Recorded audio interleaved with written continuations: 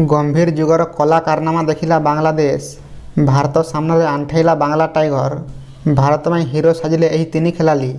बांग्लादेश विपक्ष टी20 सीरीज रे विजयरू यात्रा आरंभ करिछि भारतीय दल। अधिनायक सूर्यकुमार यादव 29 रन, संजू सैमसन 29 रन एवं हार्दिक पांड्या अपराजित 39 रन सहायतार भारत बांग्लादेश को 7 विकेट रे परास्त करिछि एवं 3 मैच विशिष्ट टी20 सीरीज रे भारत 1-0 आगुआ रही।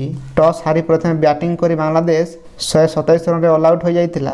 यार जवाब रे भारत मात्र 11 ओवर 5 बॉल रे दमदार बैटिंग करी मात्र 3 विकेट हराई 128 रन विजय लक्ष्य हासिल कर नैथिला।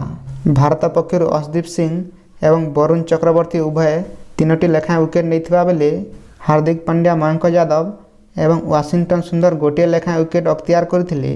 बांग्लादेश पक्षर मेहदी हासन मिराज सर्वाधिक 35 रन संग्रह करी शेष पर्यंत अपराजित रहिथिले। टेस्ट सीरीज क्लीन स्वीप करबा परे टी20 सीरीज रे ताहा दोहराइबाकू लक्ष्य रखिछि भारत। भारत आसंता 9 तारिख रे द्वितीय टी20 एवं 12 तारिख रे तृतीय टी20 मैच खेलिब।